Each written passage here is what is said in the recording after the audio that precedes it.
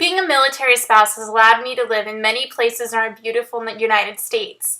My husband's first assignment was in Cheyenne, Wyoming. Cheyenne Blue. Really, it is one of the windiest cities in the country. I don't think I wore my hair down once the entire year I lived there. The average wind speed for the year is 12 miles per hour. That means if you average all the wind 24/7, 365, it blows an average of 12 miles per hour. From there, we moved to Andrews Air Force Base, Maryland. So essentially, I learned that we lived in Washington, D.C. That's what everyone who lived in proximity to the Beltway said. Here I should have taken defensive driving lessons.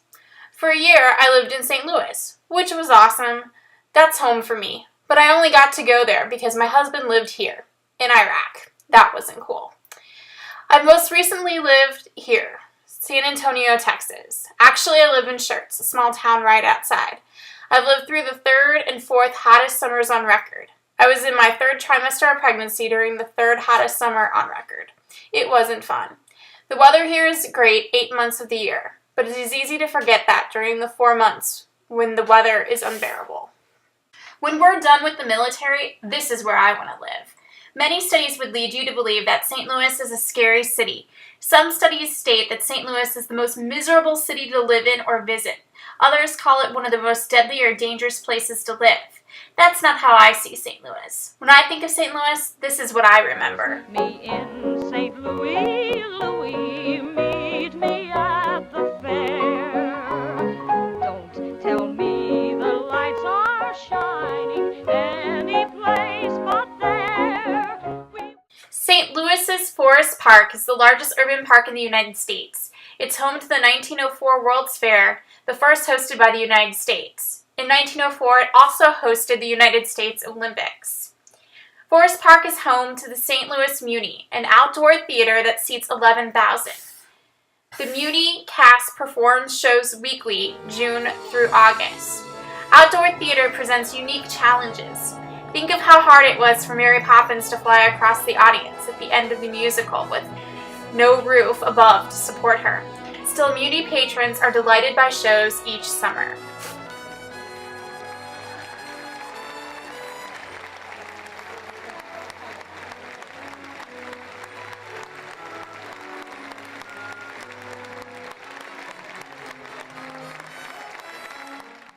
The Muni isn't the only treasure in Forest Park. The St. Louis Zoo is ranked #1 by Zagat.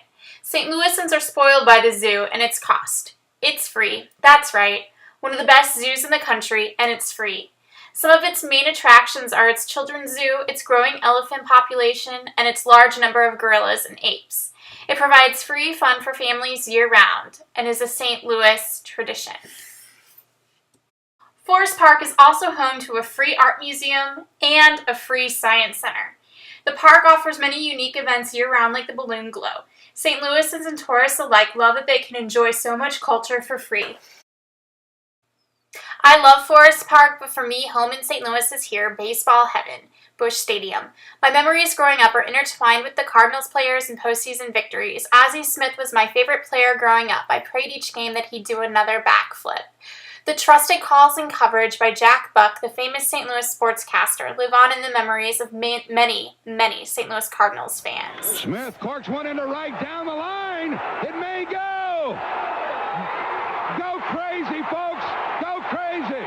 It's a home run, and the Cardinals have won the game by the score of 3-2 on a home run by the Wizard. Go crazy. Busch Stadium is a tradition for many St. Louis families. It's even acceptable to pull students out for the home opener. My best baseball memory was in 2004, though. My cousin and I slept outside Busch Stadium waiting in line for the World Series tickets. It was the year Boston broke its curse. I took my 79-year-old dad to the game. The Cardinals lost the World Series that night, but it'll always be my favorite Cardinal game memory. Any game to Busch Stadium wouldn't be complete without a trip afterwards to Ted Drewes Custard to celebrate the win or loss. It doesn't matter how hot or cold it is. You will see lines at Ted Drewes at any time of the year. Attire doesn't matter either. I went on my wedding day.